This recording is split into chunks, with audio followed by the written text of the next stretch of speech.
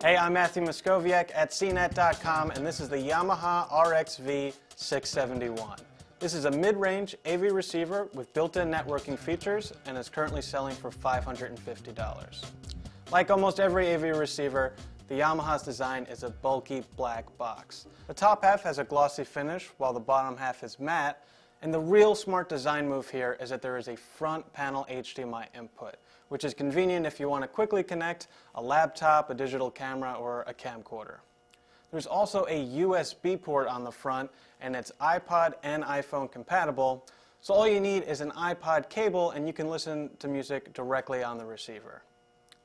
What the RX-V671 doesn't have is built-in AirPlay support, which is available on the competing Denon EVR 1912 and the Pioneer VSX 1021K. AirPlay lets you wirelessly stream music from any app on an iOS device, which is an iPhone, iPod Touch, or iPad, and we think it's one of the few networking features actually worth paying for.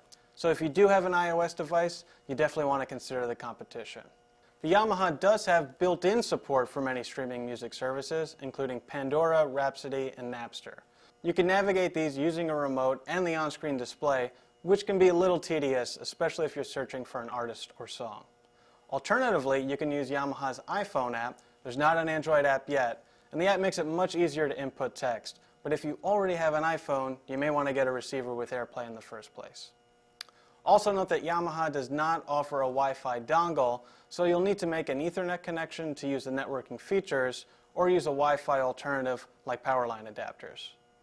We were impressed by Yamaha's user interface, which looks a little bit more modern and colorful than you'll find on other AV receivers, although if you compare it to something like an Apple TV or a Blu-ray player, it still looks a little outdated. Connectivity is excellent on the Yamaha. If you look around back, you'll see there are 6 total HDMI inputs, including the front panel input, plus there are plenty of legacy AV connections for older gear. The Yamaha's sound quality was excellent overall. On movies, the Yamaha had no problem delivering a loud, powerful home theater sound, and it did a solid job with music too. We put it head-to-head with the Denon EVR 1912, and although we thought the Denon sounded better, it was really close, and the Yamaha was definitely a step above the Onkyo TX-NR609. Altogether, the Yamaha RX-V671 handles all the AV receiver basics well, with tons of HDMI connectivity and excellent sound quality. But it's not quite as strong with its networking features because it lacks AirPlay support or an Android app. I'm Matthew Moscoviak, and this is the Yamaha RX-V671.